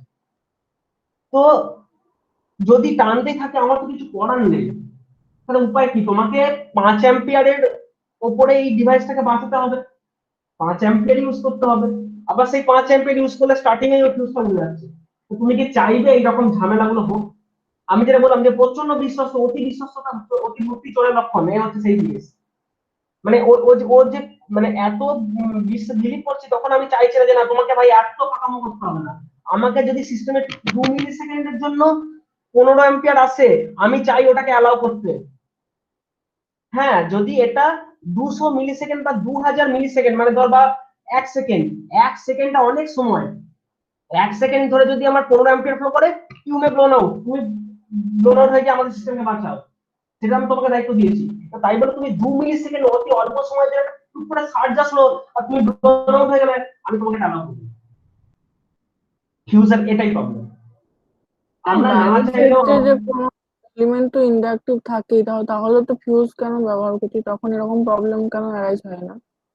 কোথায় কোথায় মানে বাড়িতে যে ইন্ডাকটিভ যে লোড গুলো থাকে। তোমার বাড়িতে ইন্ডাকটিভ লোড সেরকম কিছুই নেই, ম্যাক্সিমাম লোডটাই রেজিস্টিভ লোড। যদি ইন্ডাকটিভ লোড হতো তাহলে তোমার বাড়ির পাওয়ার ফ্যাক্টর 0.5 0.6 এ সলভ করে থাকতো। তোমার যাবতীয় ফ্যান, যাবতীয় টিউবলাইটের চোখ হোক বা যাবতীয় যা কিছু আছে তার মধ্যে রেজিস্টিভ সার্কিট কানেক্টর রয়েছে। ওই রেজিস্টারটা এই 15 অ্যাম্পিয়ারকে আটকে দেয়। তোমার বাড়ির সার্কিট কোনো ইন্ডাকটিভ কোনো লোডই সেরকম নেই, যাই আছে তার সাথে আর প্লাস এর মিক্স আছে এবং আর এর ভ্যালুটা অনেকটাই বেশি। তোমার বাড়ির ম্যাক্সিমাম সার্কিট গুলো রেজিস্টিভ সার্কিট, নাহলে বাড়ির পাওয়ার ফ্যাক্টর কোনোদিন 0.8 হতো না, তারপরে কম করে থাকে। 0.8 কেন, আমাদের বাড়ির পাওয়ার ফ্যাক্টর 0.9 থাকে, 0.9 0.95 এর আশেপাশে থাকে। তোমার যদি বাড়ি মিটার থাকে সে মিটারে গিয়ে তাকাও, ওখানে যে পাওয়ার ফ্যাক্টর দেখা যায়, ওখানে পাওয়ার ফ্যাক্টর দেখা আমাকে কাছে বলবে 0.9 আছে। তো বক্তব্যটা হলো যে যদি খুব অল্প সময়ের জন্য কোনো এরকম সার্চ বা এরকম কিছু কেস আসে, সেই ক্ষেত্রে কিন্তু আমি ফিউজটাকে এরকম আমি অ্যালাউ করবো যে না, তোমাকে 2 মিলি সেকেন্ডের জন্য যদি একটা 15 অ্যাম্পিয়ার আসে, 15 কেন, 2 মিলি সেকেন্ডের জন্য তুমি 20 অ্যাম্পিয়ারও আসে, you must have to pass that 20 ampere. তোমাকে এত তাড়াতাড়ি ট্রিপ করে গেলে হবে না। এইটা হচ্ছে নর্মাল ফিউজের একটা ডিসঅ্যাডভান্টেজ। মানে ব্যাপারটা হচ্ছে যে এটা কিন্তু এত হাই, এত বেশি রিলায়েবল যে খুব কম সময়ের জন্য আসার যে সার্চ গুলো, সেই সার্চ গুলোকে ও কিন্তু অ্যালাউ করে না। মানে সার্চ কারেন্ট এলে ও কিন্তু এরকম করে ট্রিপ হয়ে যায়, সার্কিটকে আউট করে দেয়, যেটা কিন্তু আমার সিস্টেমে হওয়ার কথা না। তখন একটা, সেইটা হচ্ছে ফিউজের ডিসঅ্যাডভান্টেজ, এবং সেইটা হচ্ছে এমসিবির অ্যাডভান্টেজ। এমসিবি হচ্ছে একটা এমন জিনিস, ওটা এমন ভাবে ডিজাইন করা হয়েছে, ধর একটা এমসিবি, তুমি বাজারে একটা এমসিবি নাও, তোমার ঘরের ধরো একটা এমসিবি, ঘরে এমসিবিটা দেখবে লেখা আছে C6। C6 মানে হচ্ছে 6 অ্যাম্পিয়ারের একটা এমসিবি, সিঙ্গেল পোল এমসিবি ধরো। তো 6 অ্যাম্পিয়ার যে এমসিবি, সেই এমসিবিটা দাবি করে যে এই এমসিবির ভেতর দিয়ে যে কারেন্টটা পাস হচ্ছে, সেইটা যদি একটা সার্টেন টাইম, সে ধরো 500 মিলি সেকেন্ড, 500 মিলি সেকেন্ড টাইম, বা 500 নয়, আর একটু কম, 250, 250 বা 100 মিলি সেকেন্ড ধরো। ওরা বলছে যে 100 মিলি সেকেন্ড সময় ধরে যদি 6 অ্যাম্পিয়ার ভেতর দিয়ে ফ্লো করে, 6 অ্যাম্পিয়ার কেন, 6.1 অ্যাম্পিয়ার হবে, এর বেশি, 100 মিলি সেকেন্ড সময় ধরে যদি 6.1 অ্যাম্পিয়ার ফ্লো করে, দেন এমসিবি উইল ট্রিপ। তখন এমসিবি ট্রিপ করে গিয়ে সার্কিট কাট করে। কিন্তু যদি 1 milli second, less than 1 milli second সময় ধরে 1000 অ্যাম্পিয়ারও ফ্লো করে যায়, তাও MCB will not trip. MCB গুলো এভাবে ডিজাইন করা থাকে। যে কোনো এমসিবির গায়ে তাকাও, 6 অ্যাম্পিয়ার ছাড়াও আরো একটা কথা লেখা আছে, দেখবে একটা জায়গায় লেখা আছে 2KA। এমসিবি গায়ে কারেন্ট দুটো রেটিং লেখা থাকে, একটা হচ্ছে 6 অ্যাম্পিয়ার, আর একটা থাকে 2 কিলো অ্যাম্পিয়ার বা 1 কিলো অ্যাম্পিয়ার লেখা থাকে। 1 কিলো মানে 1000 অ্যাম্পিয়ার, 2 কিলো মানে 2000 অ্যাম্পিয়ার। ওরা 2000 অ্যাম্পিয়ারে এই যে 1 মিলি সেকেন্ড সময়, এই লেস দেন 1 মিলি সেকেন্ড সময়ে 1000 অ্যাম্পিয়ার গেলে এমসিবি ট্রিট করবে না। যদি লেখা থাকে 2 কিলো অ্যাম্পিয়ার, তাহলে 2000 অ্যাম্পিয়ারের উপর গেলে তবেও ট্রিট করবে। অর্থাৎ এমসিবিটা এইভাবে ডিজাইন করা যে for very short span, less than 1 milli second, there is different current rating, as well as greater than of that there is another current rating, যেটা এমসিবির অ্যাডভান্টেজ। মানে যদি খুব মাইক্রো সেকেন্ড বা মিলি সেকেন্ড অর্ডারে যদি 1000 অ্যাম্পিয়ার 500 অ্যাম্পিয়ারও ফ্লো করে যায়, এমসিবি কিন্তু ডিফারেন্ট। তো ওটাই, এবং আমাদের সিস্টেমে ওটাই হচ্ছে ভালো, আমরা অ্যাকচুয়ালি ওইটাই চাইছি। কারণ এই যে ট্রান্সফরমার সুইচ অন করতে গিয়ে বা ক্যাপাসিটর সুইচ অন করতে গিয়ে এমসিবি কিন্তু দুমদাম ক্লিক করবে না, এমসিবি সেভাবে ডিজাইন করা। আর ওর জায়গায় তুমি ফিউজ লাগিয়ে দেখো, ফিউজটা দুম করে ক্লিক করবে। দেখো তোমাকে মানছি 1000 অ্যাম্পিয়ার খারাপ সিস্টেমের জন্য, বলতে পারো যে স্যার 1000 অ্যাম্পিয়ার তো ফ্লো করতে আমার সার্কিটে উচিত না। উত্তরটা হচ্ছে আরে কতক্ষণ ফ্লো করছে, মাইক্রো সেকেন্ডের সময় জন্য ফ্লো করছে, মাইক্রো সেকেন্ডের জন্য ফ্লো করলে কোনো ডিভাইস নষ্ট হবে না, তোমার ডিভাইস একটা কারণেই নষ্ট হবে না, যে অ্যাম্পিয়ারটা ফ্লো করছে ওর ভিতর দিয়ে, সেই অ্যাম্পিয়ারটা ফ্লো করতে গেলে, ফ্লো করলে যে হিট হবে তার কোনো কথা নয়। কারণ আমরা হিটের ফর্মুলা জানি, H = I square R * T। There is something T term, T mean second বা টাইম। একটা সময় ধরে এই অ্যাম্পিয়ারটা ফ্লো করতে হবে, then some heat will be generated which may damage your system, and that's why we are incorporating some kind of fuse or MCBs are there. মানে আমরা ফিউজ বা এমসিবি কেন ব্যবহার করছি, যাতে করে এই আননেসারি হিটটা জেনারেট হয়ে পুরো সিস্টেমের ক্ষতি না করে। ক্ষতি একটা জায়গা থেকে হতে পারে হিট, এবং হিটটা যদি খুব বেশি হয়ে যায় তখন আর্কিং, ফ্ল্যাশিং হয় আমরা দেখতে পাই। আর যদি তার মধ্যে থাকে হিট প্রচন্ড গরম হয়ে গিয়ে গলে গিয়ে আমার ডিভাইসটা নষ্ট হতে পারে, যে কারণে আমি ইউজ করছি।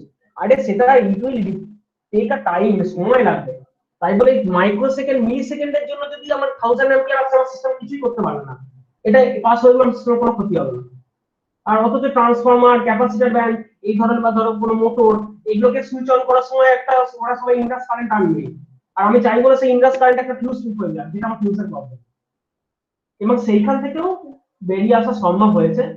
তখন ফিউজের তখন টেকনিকটাই চেঞ্জ করে দেওয়া হয়েছে, যেটা আমরা এরপরে করবো, HRC ফিউজ। মানে ব্যাপারটা হচ্ছে যে আমি ফিউজের মেন একটা ডিসঅ্যাডভান্টেজ কোথায় তোমরা বুঝতে পারবে, যে খুব লিমিটেড, খুব অল্প সময়ের জন্য যদি কোনো হাই ইনভার্স কারেন্ট এসে যায়, সেটা কিন্তু ফিউজ ওটাকে পাস করাতে পারে না, ফিউজ ওটাতেও মেল্ট হয়ে যায়। কিন্তু সেইটা আমার সিস্টেমে কিন্তু আমার লাগবে। এবং সেই কারণের জন্যই আমাকে সেইখানে হচ্ছে আমার এমসিবি অ্যাডভান্টেজ। এই হচ্ছে ব্যাপার। তো এইগুলো হচ্ছে অ্যাডভান্টেজ এবং ডিসঅ্যাডভান্টেজ বললাম। এখান থেকে কোনো কোশ্চেন বা কিছু আছে এই মুহূর্তে? নেক্সট মনে কি আছে একটু দেখি সিলেবাসে।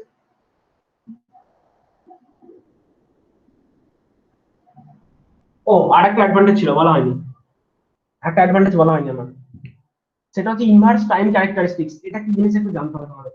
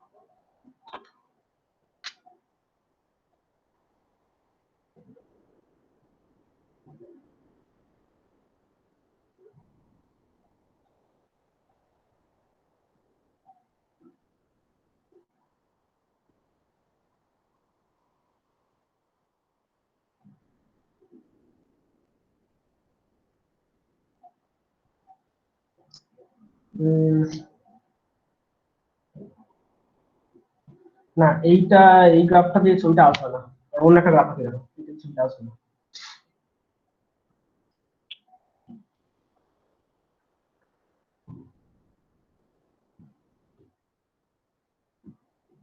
হ্যাঁ?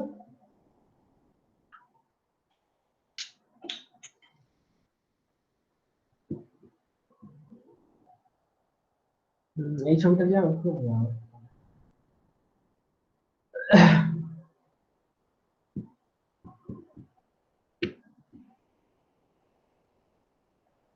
ধরো একটা ফিউজ আছে,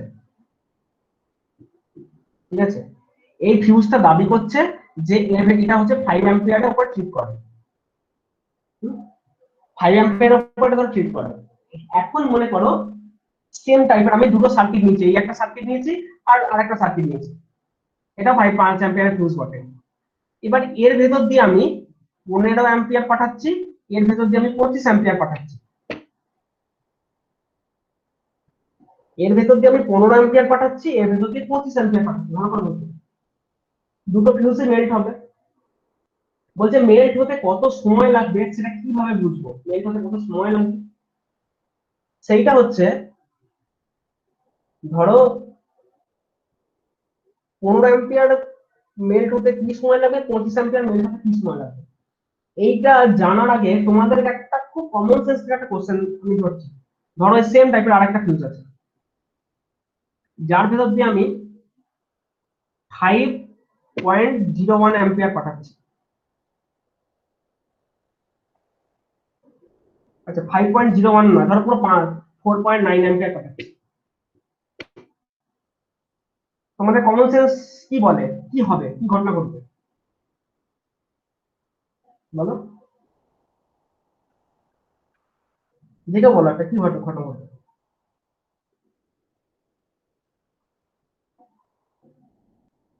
কেউ আছো? বলো, যার যা মনে হচ্ছে বলো একটু।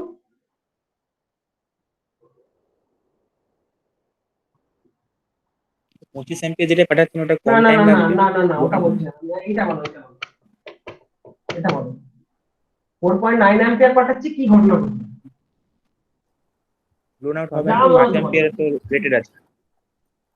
5 অ্যাম্পিয়ার ও ফিউজিং, হ্যাঁ আমি বলছি কি হবে তাহলে? ব্লোন আউট হবে না তাহলে। ব্লোন আউট হবে না, কিন্তু ব্লোন নেক্সট আউট মানে অনেকক্ষণ অব্দি যদি পাঠানো হয় তাহলে বোর্ন আউট হয়ে যাবে। এক্স্যাক্টলি। আমার যদি এই 4.9 অ্যাম্পিয়ার আমি অনেকক্ষণ ধরে পাঠাতে থাকি, তাহলে একটা টাইমের পরে ব্লোন আউট হবে।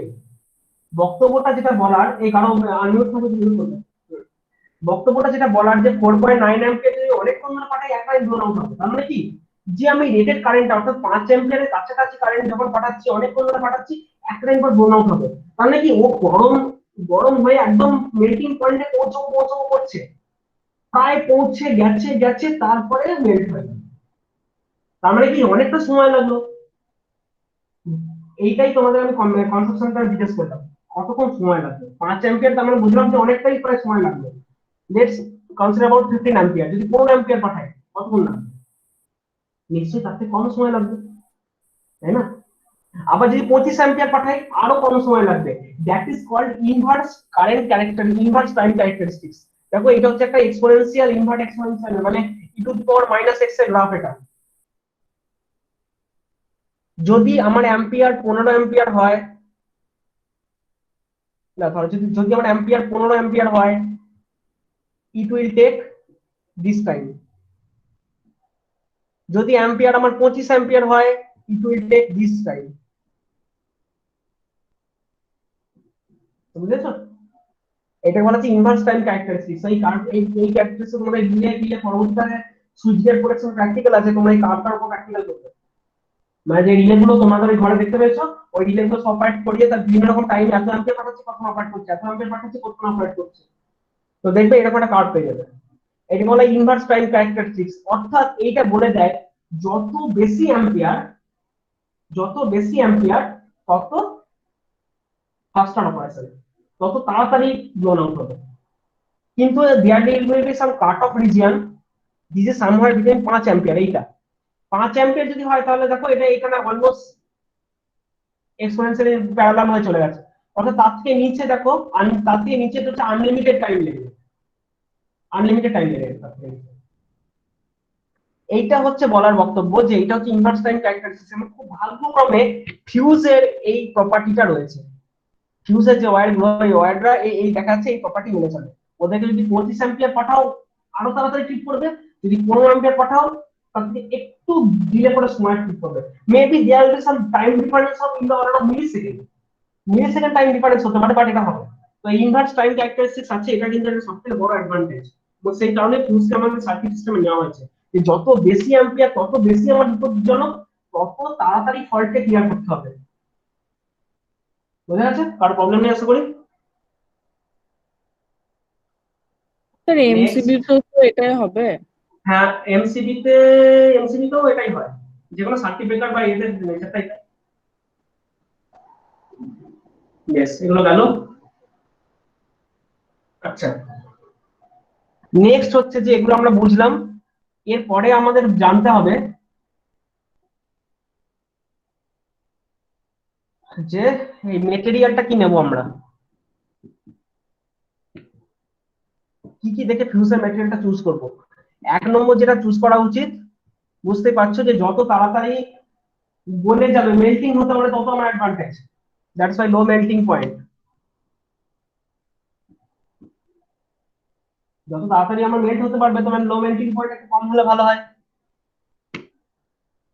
দ্বিতীয় হচ্ছে যে ফিউজের তারের ভেতর দিয়ে যেন আমার অনেকটা কারেন্ট ক্যারি হতে পারে। যদি 15 অ্যাম্পিয়ার চাই, যেন 15 অ্যাম্পিয়ার ক্যারি হতে পারে, তো হাই কন্ডাক্টিভিটি লাগবে।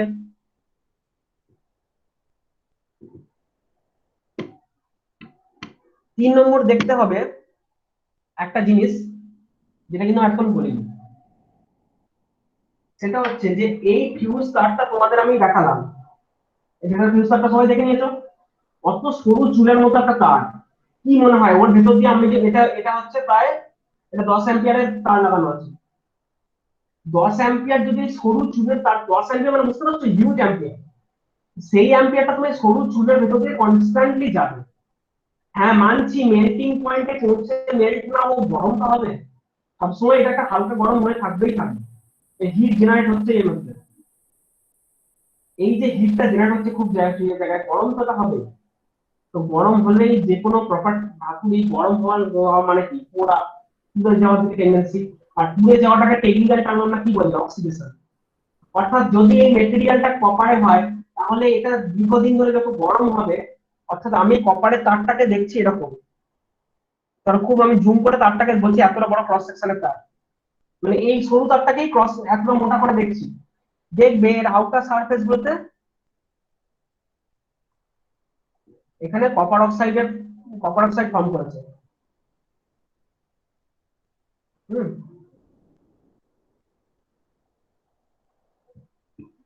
কিউ প্লাস বা কিউপ্রিক অক্সাইড, দু রকম অক্সাইডই এর আউটার সারফেস গুলোতে ফর্ম করতে পারে। কারণ কি মানতে হবে, যেটা সবসময় হিট হচ্ছে, আর হিট হচ্ছে মানে এর সাথে এয়ারের টাচ আছে, এয়ারের টাচে এই আউটার সারফেসে লাস্টিং করবে, যেটা আমরা লাস্টিং বলি। তো এই কপার অক্সাইড বা কপার অক্সাইড বা কিউপ্রিক অক্সাইড এইটার একটা বাইরে একটা আস্তরণ করবে। দেখবে দীর্ঘদিন তুমি যখন তারটা যখন পড়াচ্ছ, হয়তো তারটা দেখবে তোমার ওই ব্রাউন কালার, মানে কপারের যে কালার সেই কালারের ছিল, দীর্ঘদিন ধরে অপারেট করতে করতে তারটা কালো হয়ে গেছে, ঠিক না? তারগুলো কালো হয়ে যায়, কালো হওয়া মানে কি, তোর আউটার সারফেসে একটা আস্তরণ পড়ছে। 1 মাস এরকম গেল, 2 মাস, 3 মাস, 1 বছর, এদিকে এটা বাড়তে থাকছে। যত এটা বেশি বাড়তে থাকবে, এর কারেন্ট ক্যারিং ক্যাপাসিটি তো কমছে। কিউপ্রাস অক্সাইড বা কিউপ্রিক অক্সাইড তো কারেন্ট ক্যারি করতে পারে না, তাহলে যত বেশি লাস্টিং এর উপর করছে, ওর দেখো কারেন্ট ক্যারিং, মানে এই যে হাই কন্ডাক্টিভিটি ছিল সেটা কিন্তু কমে যাচ্ছে। তাহলে আমাকে একটা এমন মেটেরিয়াল চুজ করতে হবে যার কিনা এই এয়ারের সাথে অক্সিডেশনের প্রপার, মানে অক্সিডেশন করার ইয়েটাই কম থাকে। অর্থাৎ এর নেচারটা হতে হবে এমন যেন লো অক্সিডেশন।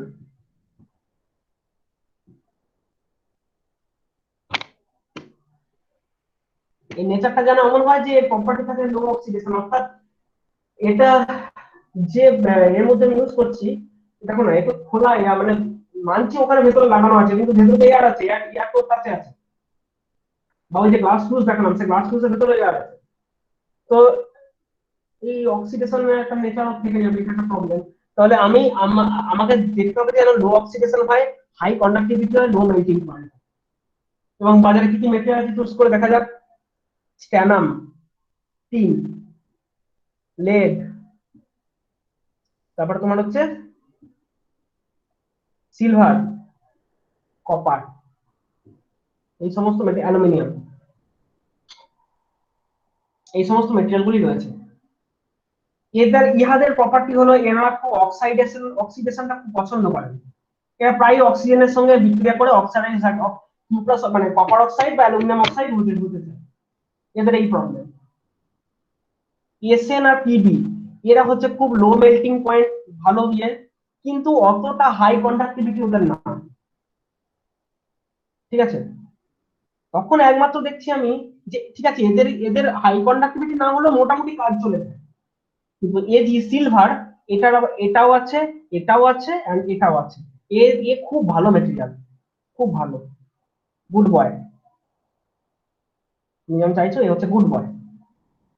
আমরা কি করব, সিলভারের তো দাম আছে, তো আমরা কি এই ফিউজ ওয়্যারটা সিলভারে ইউজ করবো? যখন টেকনিক্যাল সম্বন্ধে অনেক দাম পড়ে যাবে।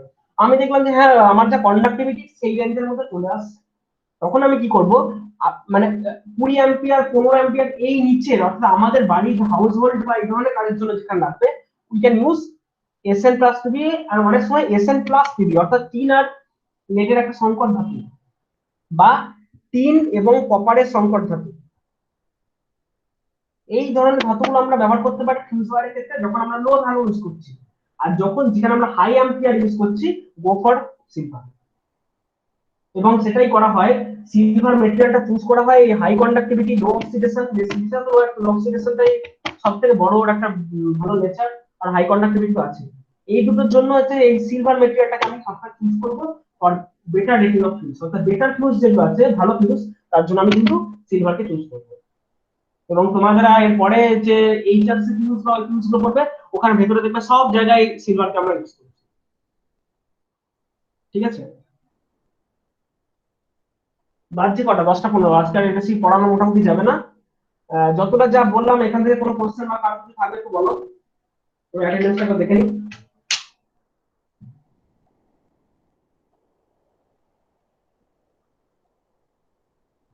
কারো কিছু কোশ্চেন নেই তো?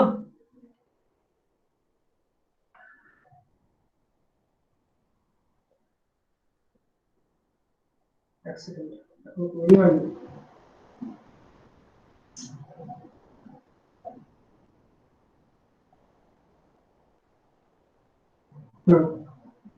আচ্ছা, আমরা এখানে আজকে 23 জন। আমি নামগুলো আবার বলে যাচ্ছি, যার নাম মিসিং হবে সে একটু বলবে।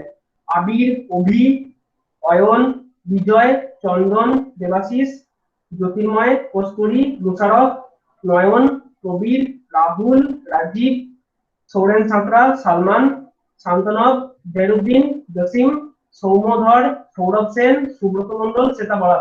আর কি এর বাইরে কেউ নেই তো? ওকে, যা বললাম কারো কোনো জায়গায় কনফিউশন কিছু আছে একটু বলবেন। নেই তো তাহলে আমি উঠছি।